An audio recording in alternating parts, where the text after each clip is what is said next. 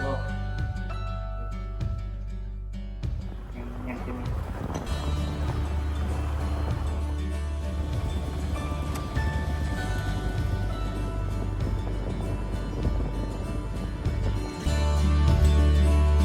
เดี๋ยวชมเบิงบ้านเขาเจ้าว่าจะเป็นยังไงสำหรับเส้นทางมา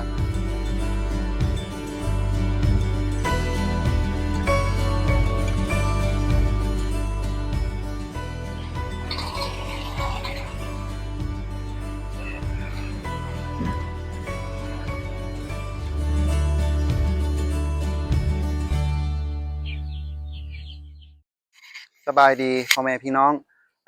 สำหรับคลิปนี้จะพาทุกคนมาเที่ยวมาชมมารีวิวเบิงอันวัดป่าอยู่บ้านพระแอนเมืองโฮมแข่งไทยสมบูรณ์กันเด้อเพราะว่าวัดนี้จะตั้งอยู่กลางภูเขาเนาะแล้วเราเนี่ยมาเตะบ้านพระแอนเราจะเห็นเลยว่าเจดีย์แห่งนี้ตั้งอยู่สูงสง่าเนาะเดี๋ยวอันในคลิปนี้จะพาทุกคนสำหรับผู้ใดเนาะผู้ใดที่แบบอยากมาเบิงมาเที่ยวชมหรือว่าผู้ใดที่แบบอาจจะฮู้แล้วว่าวัดแห่งนี้ตั้งอยู่นี่แต่บางคนก็อาจจะบ่ฮู้เนาะอยากแนะนำให้ทุกคนมาเที่ยวมาชมมาเบิงได้เนาะหรือว่ามาถวายของต่างๆเนาะวัดแห่งนี้ตามเมื่อกี้ที่ถามอันครูบาว่าอาจจะมีพระประจำอยู่ประมาณ3องค์เนาะหรือว่า4องค์นี่แหละอยากเชิญชวนพี่น้องเฮามาเที่ยวมาชมกันได้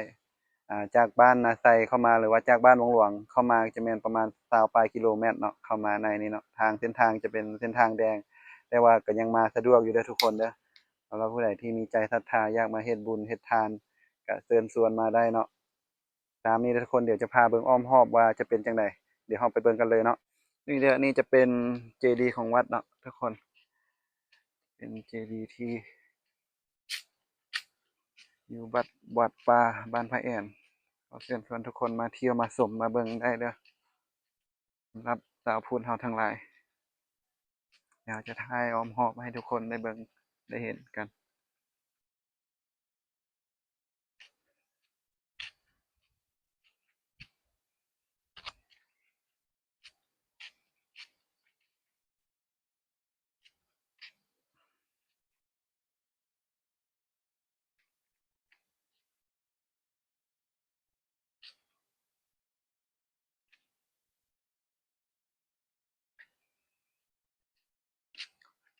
สำหรับวัดป่าแห่งนี้ก็ยังบ่ได้ถามครูบาเบิ่งเนาะว่าเขาเจ้าสร้างขึ้นในปีใดเนาะที่ก็ลืมถาม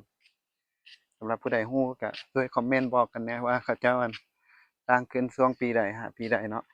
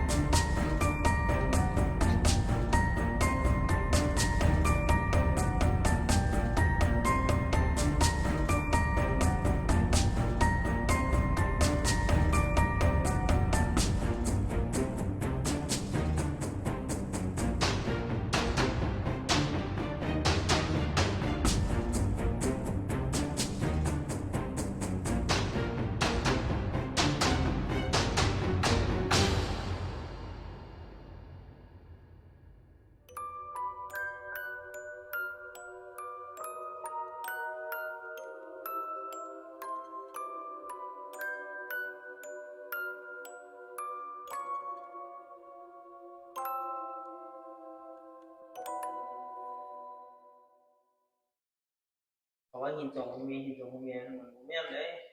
จริงๆมันเป็นเจดีย์เก่าเจดีย์ใหญ่ขึ้นไป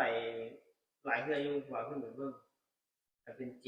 ดีย์ทั้งคู่นะเพราะว่าถ้าเขาพระพุทธเจ้ากัสสปะองค์แหละพระพุทธเจ้าองค์ที่2 เจดีย์นี่ว่าเจดีย์เมื่อนั้นมีอีกว่าแม่นเจดีย์อันที่เขาว่าหิน2หูเมียน่ะมันจอมภูเมื่อใหญ่ๆเลยน่ะแม่นว่าเทิงจอมภูพุ่นน่ะแม่นที่จริงเขตนี้มันก็เคยเป็นวัดมาแล้วมันมีวัฒนธรรมมาแม่นว่าเขตนี้ผู้ว่าไปผู้หอคือกันผู้ว่ากุ๊กนี่คือกันผู้ว่ากุ๊กนี่สิมีเจดีย์5หน่วยเหมือนกันน่ะที่ผู้หอนี่ห่างหลายเดินนำแม่นเบิดเลยแล้วก็มีหอยตีนของพระพุทธเจ้าอีกที่จริงคนเรามุงเฮาอยู่นี่ของบ่มุงในบ้านหมูกระทะมันขึ้นไปกับครูบาเขาก็ว่าคาตะกี้พวกเขาน้อยย่างไปเขาลักไปทางบ้านนั้นถ้าบุกไม่ให้นี่เขาว่าเขายังไปนอนใส่หอยตีนสิงไสเขาว่ามันว่ามันเป็นจังได๋หอยตีนสิงไสเราว่าหอยตีนใหญ่ที่ครูบา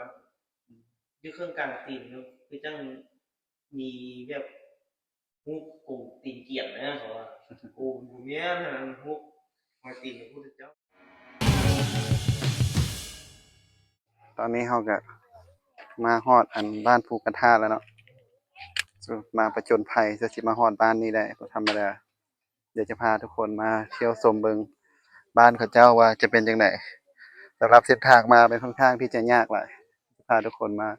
รีวิวเบิงอ้อมบ้านว่าจะเป็นจังได๋เดี๋ยวเบิ่งกันเลยทุกคน